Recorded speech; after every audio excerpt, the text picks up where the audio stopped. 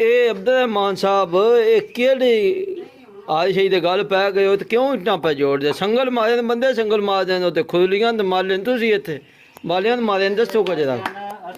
ਮੂੰਹ ਇੱਧਰ ਕਰੋ ਨਾ ਇੱਧਰ ਮੂੰਹ ਇੱਧਰ ਕਰੋ ਇਹ ਨਾਲੀ ਇੱਥੇ ਵਿਸ਼ਕਾਤ ਕਿਤੇ ਆ ਗਈ ਹੈ ਗਟਰ ਬਣ ਰਿਹਾ ਭਾਈ ਜਾਨ ਗਟਰ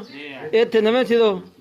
ਅੱਗੇ ਤੇ ਇੱਥੇ ਨਲਕਾ ਲੱਗੇ ਆਏ ਇਹ ਹੁਣ ਸਾਈ ਗਟਰ ਬਣਾਉ ਨੇ ਇੱਥੇ ਇਹ ਉਹ ਨਾਲੀ ਵਿੱਚੋਂ ਕੱਢਣੀ ਜੇ ਕੱਢਣੀ ਹੈ ਕਿ ਇਹ ਇਹੀ ਨਾਲੀ ਨਿਕਲ ਜਾਏਗੀ ਜਿਵੇਂ ਤੁਸੀਂ ਲੱਗੇ ਹੋ ਥੱਲੇ ਦੋ ਜਵਾਨ ਲੱਗੇ ਨੇ ਬਾਲਾ ਨਾ ਫੜੇ ਆ ਅੱਛਾ ਤੇ ਇਹ ਨਲਕਾ ਕਿਹੜਾ ਲੱਗੇ ਨੇ ਇਹ ਨਾ ਕੋਈ ਨਾ ਨਾਲੀ ਨਿਕਲਣੀ ਇਹ ਭਾਈ ਜੀ ਨਿਕਲੇ ਦੀ ਕੇ ਹਲਾ ਕ੍ਰੇਨ ਬੁਲਾ ਲਈਏ ਕਰੇਨ ਇੱਥੇ ਕਿਵੇਂ ਵੜੇ ਦੀ ਹੈ ਕਰੇਨ ਇੱਥੇ ਕਿਵੇਂ ਵੜੇ ਦੀ ਹੈਂ ਬਾਹਰ ਨਿਕਲ ਲਾ ਦੇ ਇਹ ਸਰਕਾਰ ਇਹ ਸਾਡਾ ਸੀ ਨਾ ਇੱਥੇ ਨਵਾਂ ਗਟਰ ਤਿਆਰ ਕਰੂੰਗਾ ਇਸ ਜਗ੍ਹਾ ਤੇ ਠੀਕ ਹੈ ਇਹ ਟੋਇਆ ਸੀ ਕੱਢਿਆ ਤੇ ਸਾਰਾ ਸਿੱਧ ਪੱਧਰ ਕੀਤੀ ਹੈ ਅੱਗੇ ਸਾਡਾ ਗਟਰ ਇਹ ਹੈ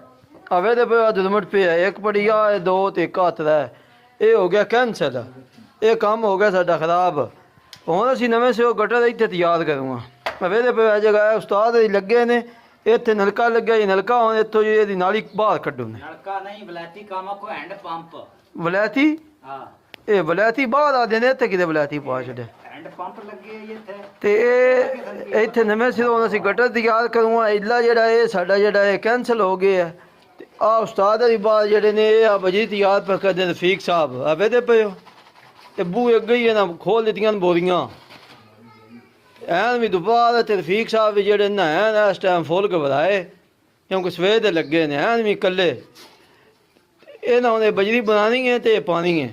ਇਹਦੇ ਉਸਤਾਦ ਨਾਲ ਕੰਮ ਮੁਕਾਣਾ ਤੇ ਕੰਮ ਚੱਲਣਾ ਇਸ ਵੇਲੇ ਦੇ ਉਹਨੇ ਵੀ ਆਏ ਨੇ ਗੱਲਾਂ ਨਾਲ ਹੀ ਪਿਆ ਦੇ ਨੇ ਭਾਈ ਕਾਟ ਛੇੜਨੀਆਂ ਵੇਖੋ ਪਤਾ ਨਹੀਂ ਨਿਕਲਦੀ ਹੈ ਕਿ ਨਹੀਂ ਨਿਕਲਦੀ ਇਹ ਕੀ ਹੋ ਗਿਆ ਇਹਦਾ ਪਿਓ ਵੀ ਨਿਕਲੇਦਾ ਪਿਓ ਇਹਦਾ ਹੈ ਨਾਲੀ ਦਾ ਉਹ ਆਈ ਆ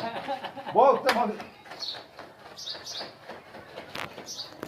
ਇਹ ਜੀ ਇਹ ਪਾਕਿਸਤਾਨ ਦੇ ਵਿੱਚ ਨਾ ਇਹ ਦੇਸੀ ਕੰਮ ਹੁੰਦੇ ਰਹਿੰਦੇ ਨੇ ਕਿਉਂਕਿ ਇਹ ਪਾਕਿਸਤਾਨ ਵਿੱਚ ਦਾਨੇ ਦੇ ਕੰਮ ਲੱਭਣ ਦੇ ਕਿਸੇ ਹੋਰ ਮੁਲਕ 'ਚ ਇਹਦੇ ਕੰਮ ਨਹੀਂ ਲੱਭਣ ਲੱਗੇ ਇੱਕ ਹੀ ਜਗ੍ਹਾ ਤੇ ਸ਼ਾਹ ਪੱਟੀ ਦੂਜੀ ਜਗ੍ਹਾ ਤੇ ਬਣਾਈ